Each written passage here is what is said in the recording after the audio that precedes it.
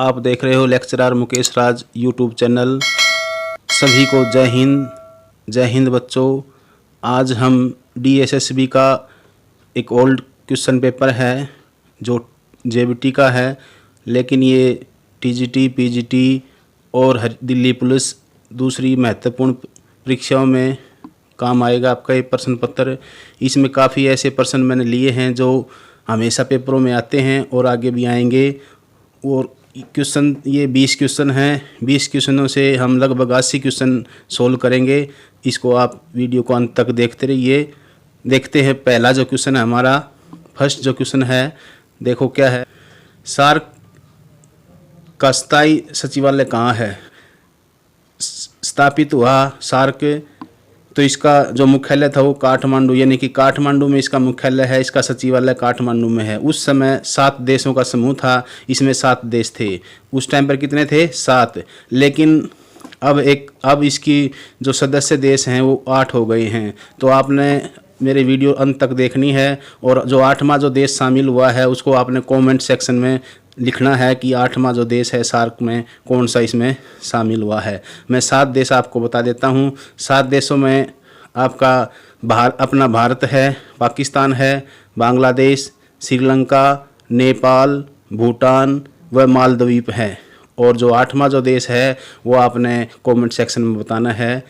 अगला जो क्वेश्चन है हमारा, सेकंड क्वेश्चन है, किस तारीख को अंतर्राष्ट्रीय महिला दिवस मनाया जाता है? बहुत ही इंपॉर्टेंट क्वेश्चन है, वेरी इंपॉर्टेंट प्रश्न है। ये सिंपल प्रश्न है। तो आप DSSB की जब आपका जो परीक्षा होगी उसमें आपने पहला जो मैंने बताया था कि एक तो आएगा आपको कोई देशों का समूह आ जाता है, तो देशों के समूह वाले से एक आपका जो मुख्यालय है वो याद कर लेना है। मुख्यालय हर एक का, जैसे सार्क का है आपका दक्षेश, जो सार्क दक्षेश है इसका है आपका।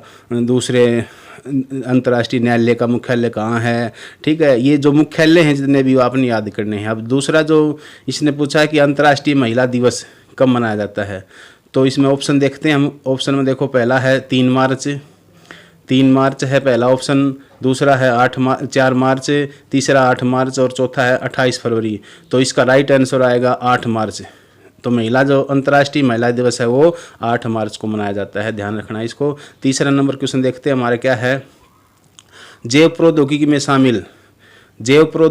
शामिल नहीं है। क्या शामिल नहीं है जैव प्रौद्योगिकी में? देखो फर्स्ट है genetic engineering, test tube baby, cloning और चौथा ऑप्शन क्या है?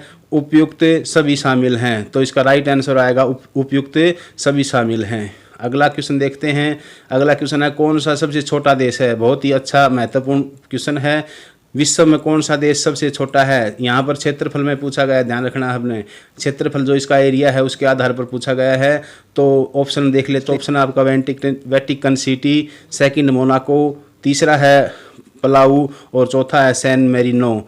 तो ध्यान रखना है इसका जो राइट आंसर आएगा वेटिकन सिटी। क्या आएगा? Vatican city. इसके साथ साथ मैं एक क्वेश्चन और बता देता हूँ। विश्व का सबसे छोटा जो क्षेत्रफल में देश है वेटिकन सिटी है और जनसंख्या में भी यही है। इसका जो क्षेत्रफल है 0.44 स्क्वायर किलोमीटर है, ये ध्यान रखना है। इसका एरिया पूछ लेता है। वेटिकन सिटी का क्षेत्रफल पूछो, बताना आ जाता है 0.44 वर्ग किलोमीटर इसका क्या है, इसका एरिया है।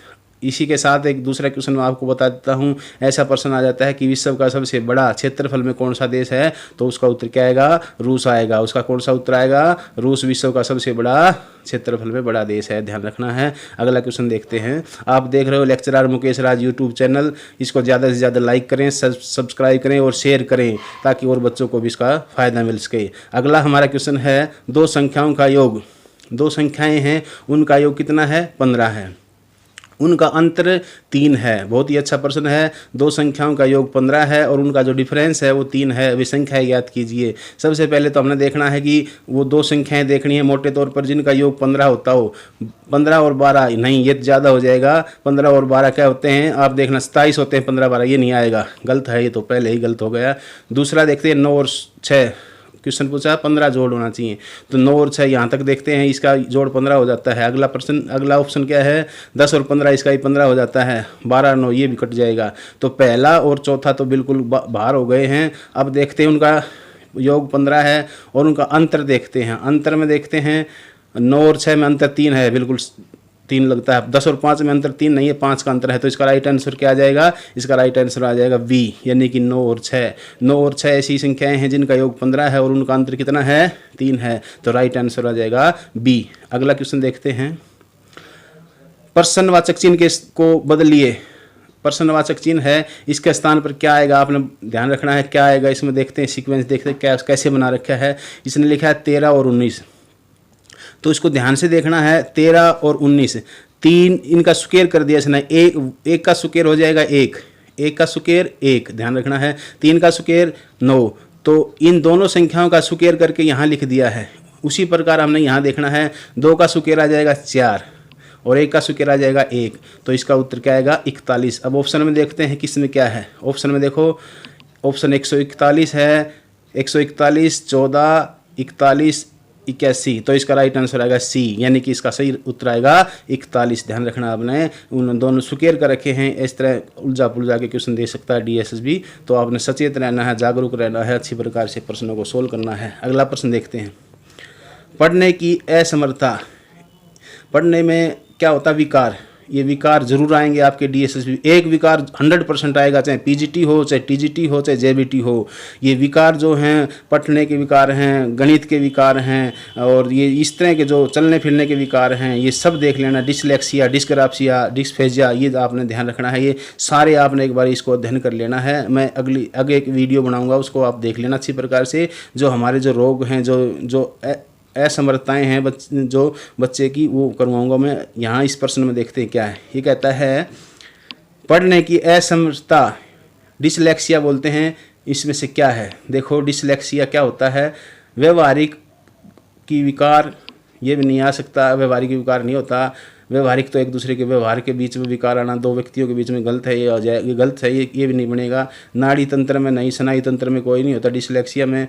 पठन विकार और मानसिक विकार, पठन विकार आएगा। इसमें क्या होता है? डिसलेक्सिया में बच्चे में पठन विकार आ जाता है। उसमें क्या होता है? वो लड़की को लकड़ी देखता है, लकड़ी है जो है, उस लकड़ी को लड़की पढ़ देता है। क्या पढ़ लेता है? लड़की पढ़ता है। ये विकार आ जाता है। किसमें आता है? डिसलेक्सिया में। ध्यान रखना है, डिसलेक्सिया में पठन का जो पठन विकार होता है, वो लकड़ी को लड़की देखता है, इस तरह विकार होते हैं, वो विकार होता है डिसलेक्सिया। ध्यान रखना है। अगला प्रश्न देखते हैं। प्राथमिक शिक्षक के लिए, अच्छा क्वेश्चन है। प्राथमिक शिक्षक यानी कि JBT शिक्षक के लिए निम्न में से किसका अध्ययन सर्वाधिक उपयोगी है? एक JBT जो अध्यापक होता है उसके लिए सबसे अच्छा अध्ययन, सबसे जरूरी क्या चीज़ है, सर्वाधिक उपयोगी क्या चीज़ है, देखते हैं। कहता है कानून।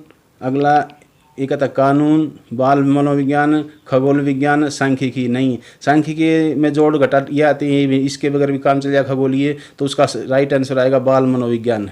एक JBT अध्यापक के लिए बाल मनोविज्ञान का होना जरूरी है। बच्चों का जो साइकोलॉजी उसको पता होनी चाहिए कि जब किस हिसाब से हमारे बच्चे पढ़ेंगे, तो बच्चों की जो साइकोलॉजिकल है उसका ज्ञान होना बहुत ज़रूरी है। तो इसका राइट आंसर आएगा बाल मनोविज्ञान। क्या आएगा? बाल मनोविज्ञान। एक JBT अध्यापक के लिए बाल मनोविज्ञान का ज्ञान होना जरूरी है। अगला प्रश्न देखते हैं। खालिस्तान को अव्यप्रेरित शिक्षण का चिन्ह माना जाता है। देखते हैं। कक्षा में अधिकतम उपस्थिति, ये ज़रूरी नहीं है कि कोई बच्चा रेगुलर आता हो और रेगुलर आ रहा है लेकिन वो पढ़ाई में अच्छा नहीं, ये भी नहीं, ये कट जाएगा। ज़रूरी नहीं है कि अधिकतम उपस्थिति से क्या हो जाता है, अभी प्रेरित होता बच्चा ना, ये भी डर से भी हो सकता है बच्चा। अधिकतम उपस्थिति, ज़्यादा डर होगा बच्चे को तो भी आ सकता है, ये भी ऑप्शन गलत हो जाएगा इसका। शिक्षक द्वारा प्रदत्त उपचारात्मक कार्य, ये भी गलत हो जाएगा। छात्रों द्वारा प्रश्न पूछे जाना, कक्षा में निर्भरता तो वैसे ही गलत हो जाएगा। छात्रों द्वारा प्रश्न पूछे जाना, ये बिल्कुल राइट है। यानी कि ये कहता है देखो, खालिस्तान को अभिप्रेरित शिक्षण का चिन्ह माना जाता है। यानी कि जब अभिप्रेरित जो बच्चे हो जाएंगे, मोटिवेट बच्चे हो जाएंगे, वो क्या करेंगे? अपने अध्यापक से ज़्यादा प्रश्न पूछेंगे। तो छात्रों से दोबारा प्रश्न पूछना एक मोटिवेशन का काम करता है। जितने ज़्यादा छात्र बच्चों अध्यापक से प्रश्न पूछेंगे तो इसका मतलब वो बच्चे मोटिवेट हैं, वो शिक्षा लेना चाहते हैं, वो उस अध्यापक से प्रेरित मोटिवेट हैं, अभिप्रेरित हैं। तो इसका राइट आंसर आ जाएगा सी, छात्रों द्वारा प्रश्न पूछे जाना। अगला प्रश्न देखते हैं। ये रीजनिंग का है, इसको देखो अच्छी प्रकार से। यहाँ क्या आएगा खालिस्तान में, देखो ACE, इसको ध्यान से देखना।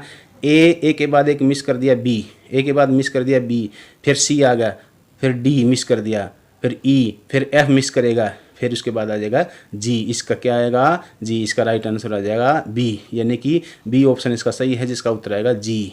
क्या उत्तर आएगा जी। फिर देख लीजिए, ए के बाद बी मिस है, बी के बाद सी आ गया, सी के बाद डी मिस है, फिर ई के बाद एफ और फिर एफ जी, जी इसका उत्तर आ जाएगा। अगला प्रश्न देखते हैं। रीजनिंग के प्रश्न आते हैं, DSSB में काफ़ी प्रश्न आते हैं रीजनिंग के। अगला प्रश्न देखिए क्या है, खालिस्तान में क्या आएगा, इस खालिस्तान में क्या आएगा, देखो HG खालिस्तान ED, तो DEF इसमें क्या आ जाएगा, F आ जाएगा भाई, F इसमें क्या आएगा F, GH, तो F कौन से में आएगा, ये भी नहीं आएगा, ये भी नहीं आएगा, C भी नहीं आएगा, F देखते हैं हमारे पास है नहीं, हाँ ये इसका ऑप्शन आ जाएगा F, इसमें क्या आएगा F आ जाएगा इसका, क्योंकि इसमें सीक्वेंस इस तरफ है, इस तरफ से जो हमारा खाली जो स्थान है यहाँ पर क्या आएगा F आ जाएगा भाई, इसमें क्या आ जाएगा F आएगा, इसमें क्या आएगा भाई, इसमें क्या आएगा भाई, इसमें F आएगा। देखो DEFGH। अगला क्वेश्चन देखते हैं। अगला क्वेश्चन क्या कहता है, बहुत ही अच्छा मज़ेदार प्रश्न है। FGEHDIC, देखो इसमें एक बार आपको ध्यान से देखना है, CDEF, यानी कि इस तरफ चलते हैं, इस तरफ चलते हैं, और ये इस तरफ चल रहा है, ये इस तरफ चलता है, ABCDF GHIJ, क्या आएगा जे, इसका राइट आंसर हो जाएगा। जे देखते हैं किस में है, ये जे इसका सही उत्तर आ जाएगा। अगला क्वेश्चन देखते हैं क्या है। अगला क्वेश्चन है 1 2 5 10 17, यहाँ क्या आएगा, देखो यहाँ क्या आएगा, 1 के बाद 1 प्लस 1, 1 प्लस कर दिया इसमें 1, इसमें 3 प्लस कर दिए, 1 प्लस 1 2, 2 प्लस 3 5, 5 प्लस इसमें 5 हो जाएंगे, क्या हो जाएंगे 5, 1 3 5 7, 10 और 7 17, फिर 9 प्लस हो जाएंगे, 17 और 9 क्या हो जाएंगे भैया, 17 9 26, इसका उत्तर क्या आएगा 26। इसमें ऑप्शन क्या है, 26 किस में है, ऑप्शन नंबर डी, इसका राइट आंसर हो जाएगा 26 आएगा। अगला प्रश्न देखते हैं क्या है।